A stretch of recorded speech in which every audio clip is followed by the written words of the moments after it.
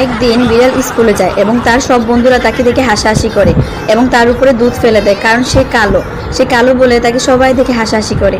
তারপর সে বাসায় এসে তার আম্মুর কাছে বলে এবং তার আম্মু তাকে গোসল করিয়ে দেয় এবং তার আম্মু খুব কান্নাকাটি করে, তার বাচ্চা কালো।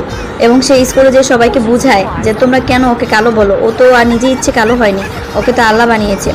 তারপর সব বন্ধুরা মিলে আরও রিয়েকশন হয়ে যায় এবং সব মা এবং ছেলেকে দুধ দিয়ে ভিজিয়ে ফেলে এবং দুইজনই কাঁদতে কাঁদতে বাসায় চলে আসে। তারপর রাত্রে বিড়ালটি কান্নাকাটি করে এবং ভাবে কি করা যায়।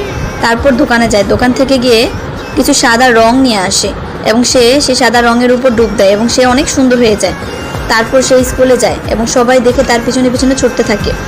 তারপর অন্য বন্ধুরা সবাই অনেক খুশি হয়ে যায়, অবাক হয়ে যায় কিভাবে সে এত সুন্দর হলো। তারপর হঠাৎ করে একদিন বৃষ্টি আসলো এবং বৃষ্টিতে আস্তে আস্তে তার গায়ের রং সব কালো হতে থাকলো, রঙগুলো উঠে গেল। আবার সবাই হাসতে শুরু করলো। তারপর তাকে পানি ছুঁড়ে মারতে থাকলো।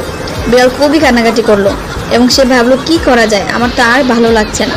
তারপর সে কিছু কালো রং নিয়ে স্কুলে যেয়ে সবাইকে তার মতো গায়ের রং করে দিল কালো রং দিয়ে। তারপর সব বন্ধুরা লাফাতে থাকলো এবং কান্না করতে থাকলো। তারপর সে শান্তি পেল। কালো বিড়ালটির জন্য সবাই লাইক এবং সাবস্ক্রাইব করে দিবেন বন্ধুরা, প্লিজ।